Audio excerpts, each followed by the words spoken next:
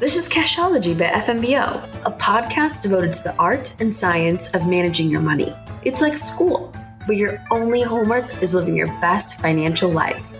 Class is now in session. What is a financial advisor exactly? What do they do? And should you be working with one? Those are some of the questions we'll be tackling today.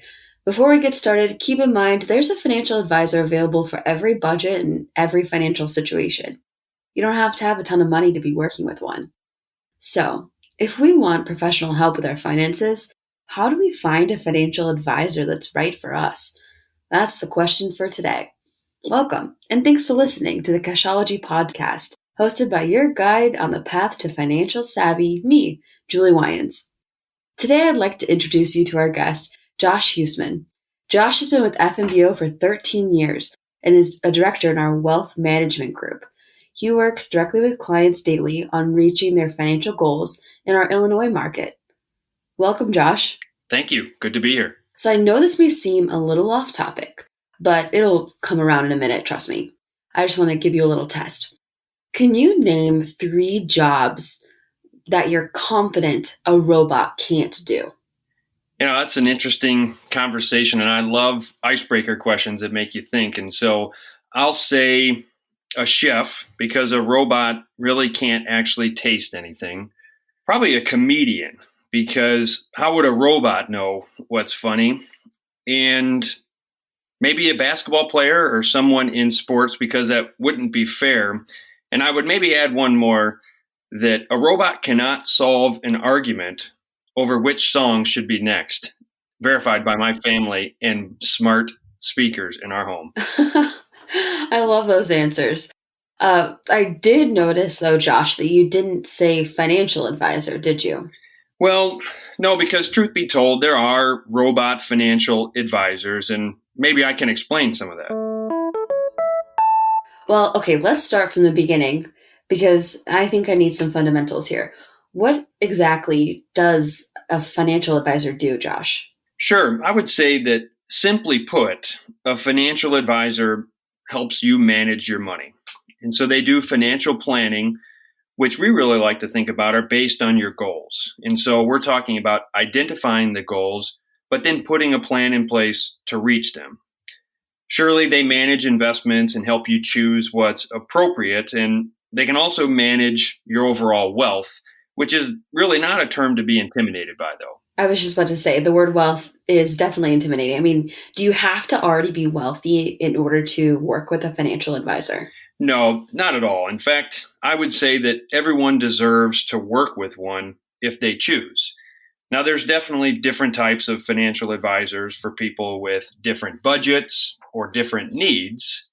That's for sure. Okay, so you had mentioned earlier that there are robot financial advisors. I had no idea. So it sounds like not all financial advisors are human. Can you explain that more? Yeah, for sure. You know, it's something that is industry jargon, I would say, for sure. You've heard the term robo-advisors, and they can definitely be a good choice for some people. But I'd say there's really 3 categories of financial advisors: robo-advisors, online financial advisors, and then more the traditional financial advisors. Can you talk a little bit about each one and why I would go to one versus the other? Sure. So the way I think about it, a robo-advisor is really a digital service. And this could be appropriate for more the do-it-yourself, the DIY person that has a lot of comfort doing things online.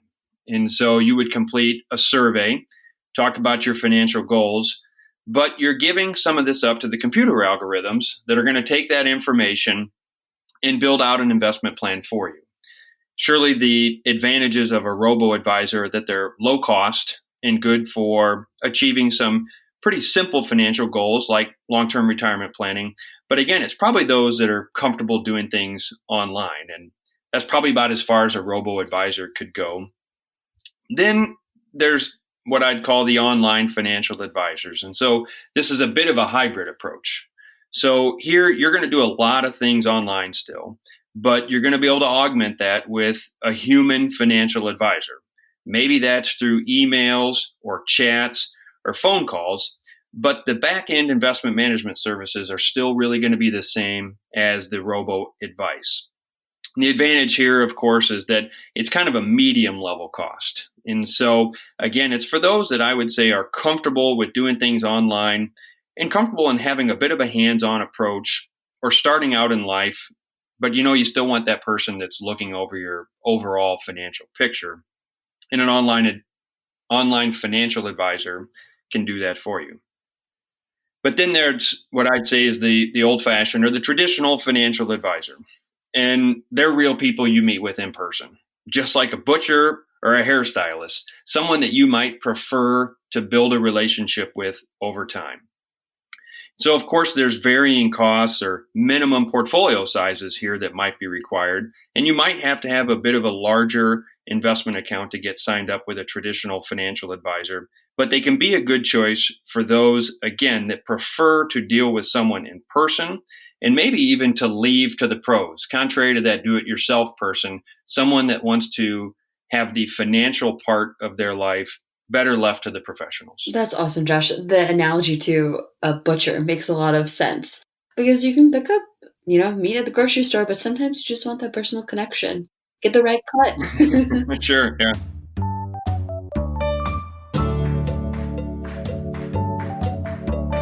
So I'm really curious, and I need you to tell me, what are we talking regarding charges? How does this work? How much will this cost for each of these advisors? Yeah, I can do that in general. Robo Advisor is probably going to charge an annual fee or a percentage of the assets managed. And what I mean by that is it really depends on the size of your account. And so it's a percentage of the dollars that you have invested with that robo advisor. Now, again, just like I said with the do-it-yourself person, this is going to probably be the lowest cost available to you. Online financial advisors are going to charge more because there's people now that we're talking about, and they're going to do some of the similar work from the investment side, but you're going to have to pay for consultation and questions. And so you may have a slightly higher expense framework there. And then traditional advisors probably are going to offer more flexibility when it comes to fees, but they might be more expensive. And they could do that in the form of a flat fee, an hourly rate, or again, probably a percentage of the assets that they're managing for you. And so, as I said before, I think a lot of it's based on your preferences and the experience that you're wanting. And if I can use the analogy again of, do it yourself, it's much less expensive to buy the paint and paint your own room, and you know what your costs are there. And it's going to be more expensive to hire a professional to do that for you, but it's probably based on the experience and the outcome that you're looking for.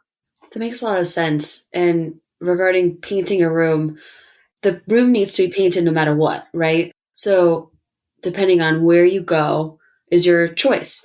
So with financial advice, when do people do that? I mean, when do you know when you need to paint the room? When do you know when you need to reach a financial advisor? Sure. And I'd say people are often prompted, and they're prompted by a significant life change.